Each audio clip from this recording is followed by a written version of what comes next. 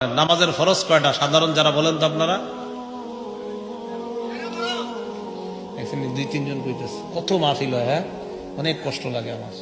প্রত্যেকদিন মাহফিল হয়। শীতকালে তো ডেলি এক এলাকায় আপনার 14-15টা হয়। 3-4 জন আওয়াজ দিছে নামাজের ফরজ, একজনে কইছে 13টা আর একজন কইছে 14টা। তো যাই হোক, অথচ কতগুলা মুসলমান বসা, ঠিক না? মাঝে মাঝে চিন্তা করি আল্লাহর কাছে কি জবাব দেওয়া হবে। নামাজের ফরজ মুসলমানরা পারে না, বক্তব্যের বাচ্চারা পারে, তোমরা পারতেছে না। নামাজের ফরজ কয়টা? 13টা। বাহিরে কয়টা? ভিতরে যাক মাশাআল্লাহ, মিছিলে হচ্ছে আর কি। 2-1 জন কয়, বাকিরা মিছিল, বুঝতেছি। 1 নাম্বার কি? আচ্ছা আচ্ছা, নামাজের ফরজ গুলা, ওয়াজিব গুলা আপনারা শিখে না রাখলে কে শিখবে? সব প্রমাণ আছে।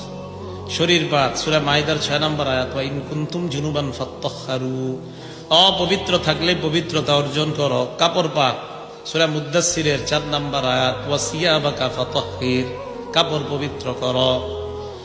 3 নম্বর নামাজের জায়গা পাক, সূরা বাকারার 125 নম্বর আয়াত, ওয়া আহিদনা ইলা ইব্রাহিমা ওয়া ইসমাঈলা আন তাহহিরা বাইতিয়া লিত-তাইফিন। ইব্রাহিম ইসমাইলকে আমি আল্লাহ বললাম পবিত্র করেন আমার ঘরটা।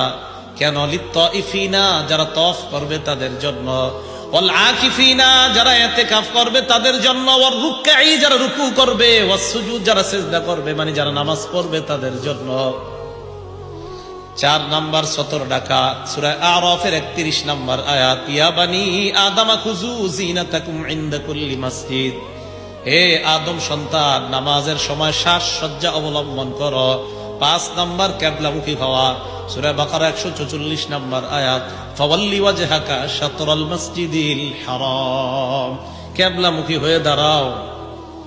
হ্যাঁ, কিবলামুখী হয়ে দাঁড়াও। ওয়াক্তমতো নামাজ পড়া, সূরা নিসার 103 নম্বর আয়াত, ইন্নাস সালাতা কানাত আলাল মুমিনিনা কিতাবাম মাওকুতা, নামাজ ইমানদারদের উপর সময় মতো ফরজ। 7 নাম্বার নিয়ত করা, বুখারীর 1 নম্বর বর্ণনা, ইন্নামাল আমালু বিন্নিয়াত, আমলের প্রতিদান নির্ভর করে নিয়তের উপর।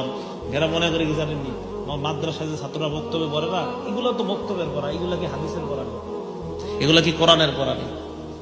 তাহলে আমি কি কইলাম? প্রত্যেকটা আমি বুঝাই, কেন কইছি জানেন? এগুলা বুঝাইতে চাইলাম কোরআনে আছে, এরপরে আপনারা পারতেছেন না। এটা বক্তব্যের পড়া না, এটা সবার পড়া।